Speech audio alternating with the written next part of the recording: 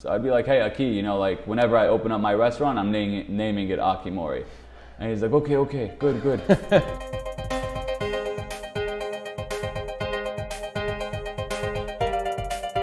With a burning passion to get involved in hospitality, 18-year-old Teddy Khafif quit his e-commerce job to wash dishes in the back of a French bistro.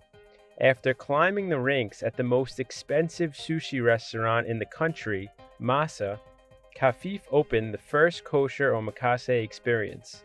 But for some, this experience may have to wait because Khafif is triple booked every night until October. My parents were born in Syria. They came in late 1980s, early 1990s. Was born in 1996. Anyone who knows me, all my friends know that my house is always open. So I guess starting from the beginning is when like hospitality started kicking in. What do you do after high school? I started off working at a wholesale company, selling bedding. I was doing well, selling online and Amazon, and I hated it. Like the hours, the 9 to 5, the sitting in front of a computer and just selling online. Like most people do it, most people love it. I couldn't stand it. So I was there for like a couple of months, and after that, I just decided to leave, and without telling my father. And I loved the restaurant industry. Like I always would go to so many different types of restaurants, and I always wanted to get into it. So I was just sitting, I remember I was sitting on the computer one day at work, and I was just like reading articles on Eater about all these restaurateurs and these owners and these chefs. And then I went on Indeed and found like a job working at like, it was a French bistro. Without telling my dad, I quit the job and started off working over there as like a line cook / dishwasher. So you're washing dishes in a French bistro, not kosher place in Brooklyn Heights. And it was like, I was young, I was like 18, but I knew— You just wanted to be in a restaurant. I needed to be hands-on. I wasn't naive about it. Like I understood that like, wow, now I'm a dishwasher all of a sudden. But I knew that eventually there's going to be something coming out of this much greater. Right. So that I would say is the start of how this all happened. Right. So you tell your father you're a dishwasher, and he probably didn't love it. Bugged out, yeah. I was training with the chef over there, and then that's when I wanted to study the Japanese cuisine. Because I just, based on the market, like I was just seeing the trend, omakase, sushi, like really good sushi. New York was blowing up, so it's something I wanted to get into. Everyone's always like, God, we need good kosher sushi. Like we really need quality sushi. And the amount of times I've heard that, and I looked at it, like in kosher, we have great restaurants. We have Tel Avivian cuisine, we have Italian, we have steakhouses, like all really prominent restaurants, but no one focused on Japanese cuisine. And like by Japanese cuisine, I mean like really quality sushi. So I was like, I'm young, let me see if I could study the Japanese cuisine.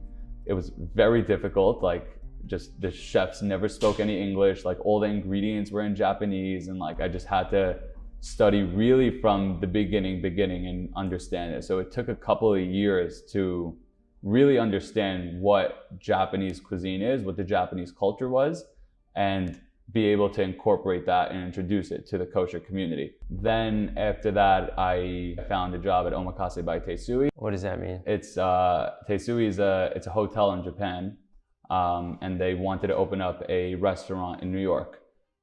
So their concept was omakase. Omakase literally translates, it's a Japanese way of dining and Japanese way of, very traditional way of eating sushi in Japan.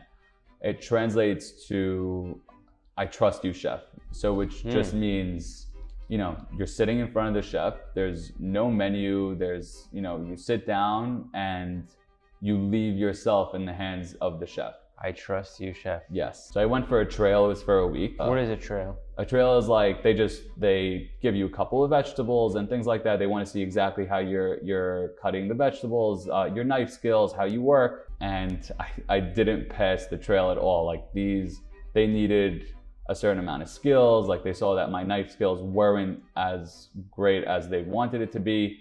but the general manager, his name was Yuichiro Yoshimura, he gave me the shot. Like, he's like, okay, like we'll train you. Like, we do need Say that name one more time. Yoichiro Yoshimura. So yeah, he was phenomenal. Like, one of the greatest people I've ever met in my life. He told me, he's like, listen, like your knife skills aren't that great. You only have a year of experience in the restaurant industry. It's a fine dining restaurant. Like, you have no experience with Japanese cuisine, but we need staff, and like we need people that are committed to coming in every single day at the right time, leaving at the right time, and all that stuff. So you had that. I gave him my full loyalty. I told him, like, if you teach me everything there is about this business, like, I'll be there every single day. Like, I won't even take a sick day, which I never did. I never took a sick day other than like holidays. So yeah, then I worked there for like a year and a half, and then I saw that Masa, famed 3 Michelin starred chef Masayoshi Takayama, was opening a new restaurant, Tetsu, and had a job offering for a chef de partie.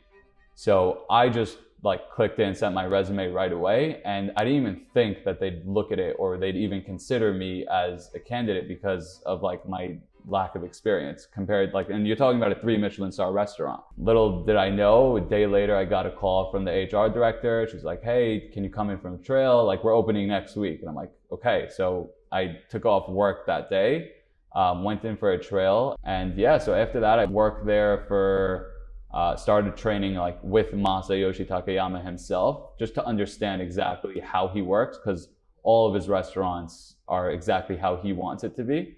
And then started off at Tetsu, which is one of his restaurants. Worked my way up to become head of garde manger at that restaurant. Then I worked at Capo Masa, Bar Masa, Masa's Raw Bar. And then I decided to, after learning all of the back of house, like the kitchen side, I started to do the front of house, which I worked my way up from server. Like, I became a server, and then service manager, floor manager, just to learn how it is, with the actual customer, being face to face with the customer, which was the greatest thing in the world, like the greatest experience I could have ever asked for. Did you think throughout this whole process, this is all going to be leading up to me starting my own business? Yes. Yeah. So you knew from the beginning, I need to learn a lot so that I can know what to do on my own. Exactly. Yes. So how many years were you working in total before you started off on your own? I would say like 6 to 7 years. I think back in late January or February. That's when you left? Exactly, yeah. Okay, so it's late January. What are you thinking? Am I opening up a restaurant? What's going through your head? Before that even, I must have met with over 70 different investors. Like, I would just call people and pitch them the concept and tell them, like, guys, there's huge demand for this. So throughout the entire 2019, it was like just meeting with investors, letting them know, like, okay, this is what I'm doing. Like, this is the concept. I put together a whole business plan. Finally got like to the point where we were about to secure an investor, and we had a space. We were negotiating on a lease. Like, the investor was in on it, and like everything was going as planned. Like, I was like finally seeing everything come together.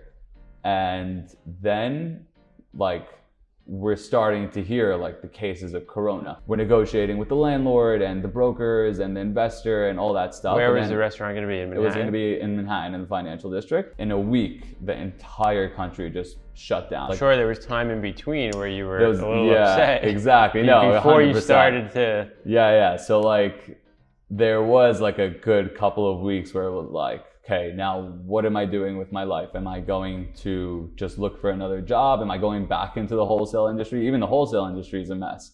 So it was just very, very confusing. So I decided to pretty much change gears. We're gonna keep the concept, but I went to Lowe's, went to Home Depot, went to all these like home improvement stores, and just just started to buy tables and equipment and everything that I needed, and just to do private dinners. I was like, okay, we're gonna do it in people's homes. Like, I don't even care. And we had the staff was very excited, and like we're talking about it for years together, and gave them a call. let everyone know, like I started posting on Instagram, like letting everyone know, like, this is what I'm doing. Like, we're doing private omakase. And then I got my first dinner, which was like by one of my best friend growing up, gave me a call. He's like, dude, I want to support you 100%. And it was unbelievable. Like, we really did an amazing job. And then after that, it was just like nonstop, like people calling and booking up through the summer, a couple of weeks, and then for the entire month of June. And then we had July and August. And then I was like, okay, now let me just now we need to hire more chefs and more managers, and let's do another round. So we double booked every night after that. And then again, we saw the demand, and then we triple booked every night after that. How many chefs do you have now? Three, and you, 3 chefs, and 4 event managers. It's just an 8-person team. Yeah. You commute every single day? Every single day, because At night? At night. It's tough. Yeah, the concept started in June. So we didn't have time to look for a commissary in Jersey. Our commissary kitchen right now is pretty much out of my basement. Right. We turned my entire basement into a commercial kitchen. By 5 o'clock on the dot, we're already on the road. Where does the product come from? So we base off of, the entire concept was the highest quality fish. So working for Masa for years, understanding who his vendors are, I created such an amazing relationship with them. And these fish are coming from Japan. Right. So we're able to go to our vendors and order, the right amount of fish for each dinner, and it's always ordered the night before. So let's say we're doing an event tomorrow night. By tonight, we're gonna place the order for the entire omakase, and the fish gets aired overnight. From where? From Japan to JFK. To our agent's warehouse into our commissary area. So most of the fish comes from Japan, but like in the season, it's great to get bronzino from the Mediterranean.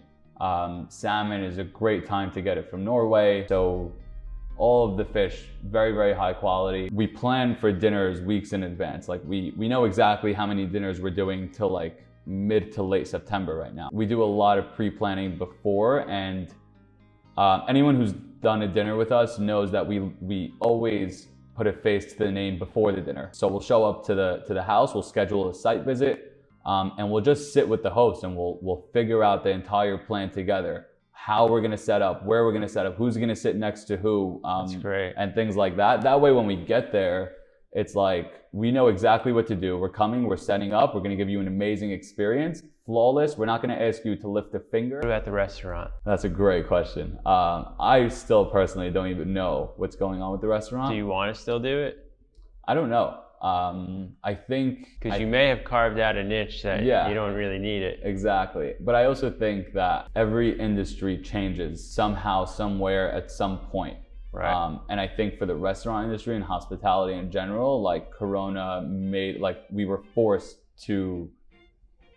to question everything that we're doing. What makes you so motivated and driven, like 18 years old, to go wash dishes? The answer that I think is the best answer for it is I never really went to my father for any money, really. I was always independent, and if anything, we were helping out in the house with whatever bills we could help out with. So that was really the drive that pushed me towards going in and waking up every day and 16-hour days and just working really hard. We didn't talk about the name Akimori. It's funny, the people that are watching this interview are gonna laugh because we speak about this all the time. Akimori was a chef at Masa, great guy. And he was just like those jokesters, and we would just got along from day one. So I would always joke around with him, like, his short for Akimori is Aki. So I'd be like, hey, Aki, whenever I open up my restaurant, I'm naming it Akimori. And he's like, okay, good. and here we are. I was like, you know what?